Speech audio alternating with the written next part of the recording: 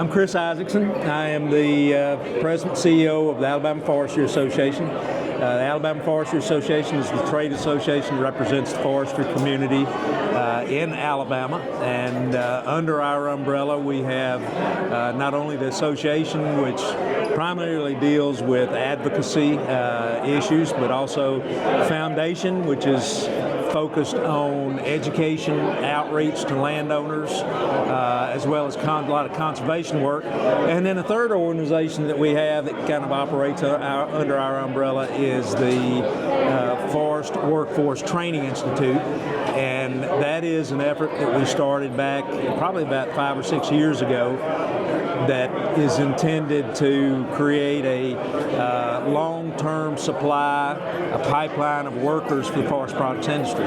So we've got a lot going on here, both short-term as well as long-term, and we're just excited. Alabama is a great place to be in the forestry business. We have, you didn't ask this, but I'm going to tell you. Please, we've got 23 million acres of forest in Alabama, and that's about 2 million acres. That's 2/3 of the state. The forest products industry is the second largest manufacturing industry in the state. About $36 billion annual contribution to the state's economy. Wow. And we've got, it's an incredible, we got a great environment, growing about 85% more volume of timber than we're harvesting every year. So we got room for a lot more. And we have got, we've got a great regulatory environment. We've got a great business environment. We've got a great environment. Landowners growing trees. So I'm a little biased, but I think Alabama is a great place to be in the forestry business. I love it. Chris, share a little bit about people who aren't involved, how you and I are, how we see what these people are doing. These people are planting trees. They're growing seedlings. They're taking care and subduing the earth the way that God calls us in Genesis chapter 1. Yeah. I'm all about that verse, where we're called to subdue the earth. I believe we're to use the resource, but also to take care of it. Can you speak to that, and why is it important? Oh, absolutely. The forest products industry, we're talking a lot these days about sustainability. Okay, it's a buzzword, yeah. But sustainability is just baked into what we do. I mean, I've been in the business for 45 years, since I've been out of school, and one of the things that is so rewarding for people like me, foresters, wildlife biologists, is the idea of being able to take on the management of a piece of property, a piece of land, and to and then to make it better, leave it better than we found it. And one of the things that's so rewarding is to go in and we harvest, and we need to harvest. We need to harvest in order to keep forest healthy. But when we harvest, we go in and plant. And then to go back over the years, 10, 15, 20 years later, and see how that forest has grown, and look at it and go, hey, I had something to do with that. But that's the thing. We've got incredible diversity of wildlife. One of my first degree is a wildlife biologist. Wow. So I'm a wildlife biologist and a forester. Wow. And so I am very sensitive to the impact that forest management practices have on wildlife populations, on plant communities, and it is not mutually exclusive. Active forest management is good wildlife management, and threatened, endangered, at-risk species very compatible with active forest management. And so that's what we see out of landowners. That's what we do in engaging landowners to educate them about how their forest management practices impact the at-risk species and at-risk species habitat, and what we can do to protect that habitat and preserve that, and to ensure that our forest management does not negatively impact the at-risk species. We're working very closely with U.S. Fish and Wildlife, very closely with Forest Service, and the thing I love, I mean, again, I'm a bias, but it truly is a forestry community. I mean, and these are the people who own the land. They care more about that than anybody else possibly could. Yeah. So that forestry in Alabama, forest management, wildlife management, all compatible. We've got incredible biodiversity here in Alabama. Matter of fact, Alabama is we have the fourth highest amount of biodiversity of any state in the nation. Is that right? So fourth state in the nation. Number one east of the Mississippi. Wow. So, we've got incredible natural resources, an incredible industry that's built around that natural resources, great people. I love living and working here, so that's great. So, and you've done that for at least 4 decades now, 5 decades? I have, professionally, let's see, about 43 years, I think, I've been in the forestry wildlife profession. I've been here with the association since 2006. I have a simple question for you. Yes, sir. Since the beginning, since you were a young man and you were starting in this industry, to what you see today, a quick high-level understanding of, are we going in the right direction with all these topics that everybody wants to know about? I mean, you've done it. You've planted the trees. You've taken care of yourself, right? You were out there. And now what you're seeing as Alabama as a whole, what are you seeing? If somebody's not familiar with our industry, they just say, I observe a logical fallacy, which is this. I was in California a month ago, talking to people at the coast, in the sequoias, right, at the national park. And I asked the local folks, just like this on a little camera, and I said, just trying to understand how they think. And I observe a logical fallacy across the board with people who don't understand what we're doing. And the fallacy is this.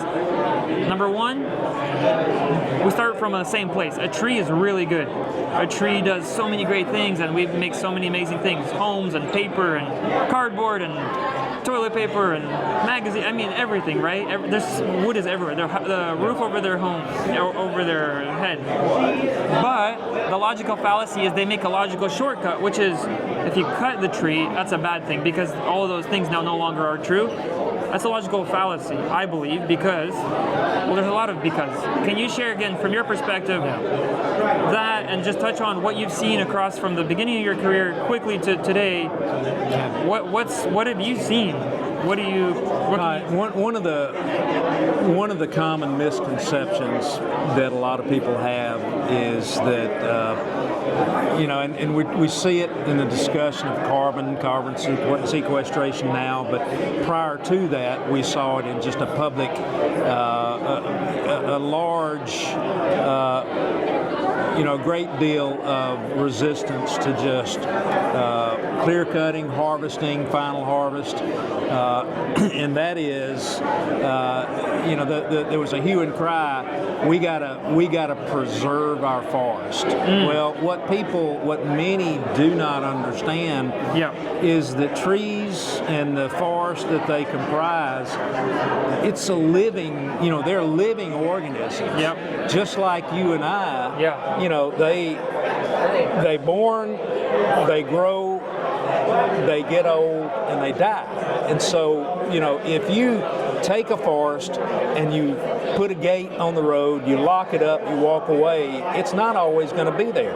It's going to continue to grow, and it's ultimately going to die. And for the best example of that, look at federally owned land out west. The wildfires that you're seeing, a lot of the problems that they're having with insects and disease are a direct result not of not as much of the man going in there and doing something wrong, but it's actually lack of management. Healthy forests require active management, and you've got to manage those forests just like you have to tend the garden.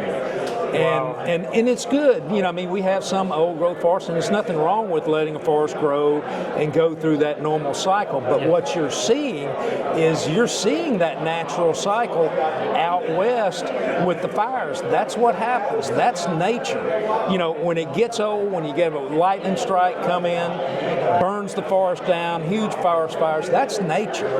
Now, if we don't want nature, then we have to actively manage. And what we've done over the years out there has been to suppress fires. So we haven't allowed that natural cycle to occur. And so now when we do have a fire, it's catastrophic. Right. We don't have that issue that much here. Are we headed in the right direction? I grew up in Birmingham.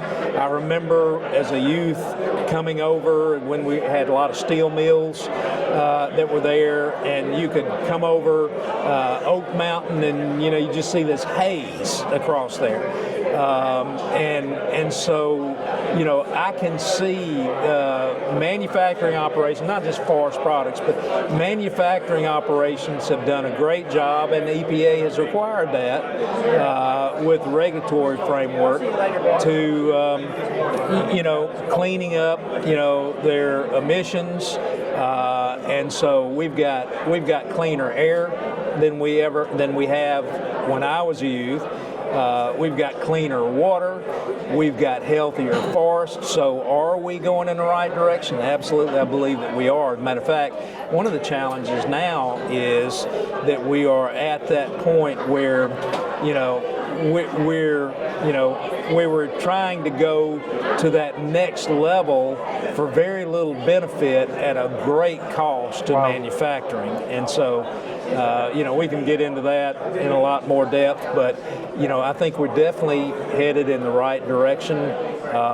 Forest management, and I'll talk more of the South because that's what I'm familiar with. Sure. But the South, you look at every southern state, and are we doing better? We got more trees than we ever have since the early American settlers came around, and we're growing 80% more volume. Alabama, we're growing 80% more volume than we're harvesting. Georgia's growing 50% more volume than they're harvesting. Wow. I think Mississippi's probably in that 60 to 70% more volume than they're harvesting. So what should we do about it? So, what are we doing about it? One of the challenges is we need more markets so that landowners can actively manage those forests. And so anyway, we can unpack a lot of that. Yeah, but so building sawmills, building plants that take the natural resource that we can subdue and make something valuable for human life. Yes, it's a good thing. Healthy forests require healthy markets for those products that are harvested from forests. And so we need, in the South, we need more. Matter of fact, you look at, they're saying the same thing out west now that you see a lot of sawmills closing down, is we can't manage the forest because we don't have markets for the products that we're harvesting out of the forest. So, thank you so much. Thank you so much for your time. All right, sorry. Hey, can I ask you, we could continue